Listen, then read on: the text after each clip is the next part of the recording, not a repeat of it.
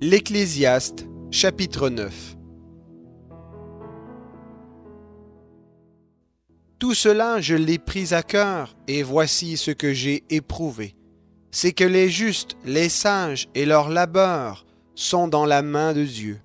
Et l'amour aussi bien que la haine, l'homme n'en sait rien. Tout peut être envisagé. Tout arrive également à tous, même sort pour le juste et pour le méchant, pour celui qui est bon et pur et pour celui qui est impur, pour celui qui offre un sacrifice et pour celui qui n'offre point de sacrifice.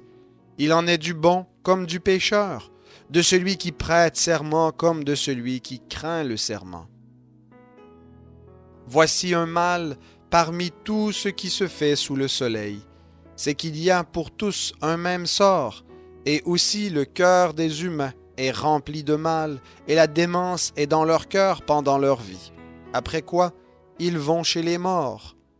En effet, celui qui est associé à tous les vivants peut avoir confiance, et même un chien vivant vaut mieux qu'un lion mort.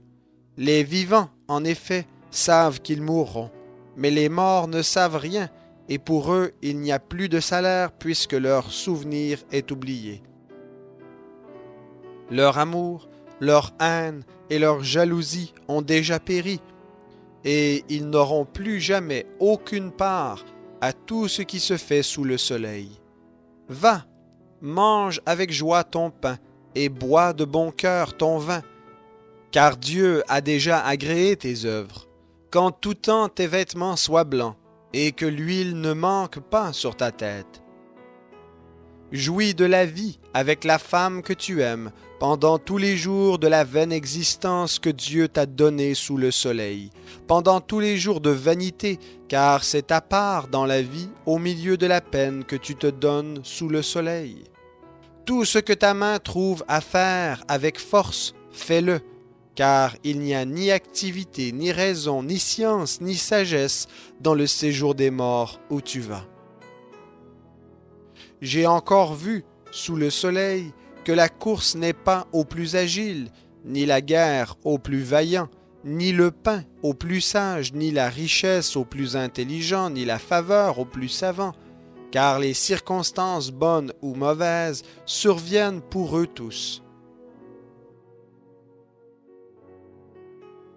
Filet néfaste, ou les oiseaux qui sont pris au piège, comme eux, les humains sont enlacés, à l'heure néfaste qui s'abat sur eux tout à coup. J'ai aussi vu sous le soleil cet exemple de sagesse qui m'a paru remarquable. Il y avait une petite ville avec peu d'hommes.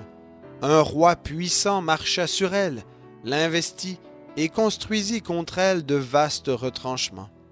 Il s'y trouvait un homme pauvre et sage qui aurait pu délivrer la ville par sa sagesse. Et personne ne s'est souvenu de cet homme pauvre. J'ai dit, la sagesse vaut mieux que la vaillance. Cependant, la sagesse du pauvre est méprisée, et ses paroles ne sont point écoutées.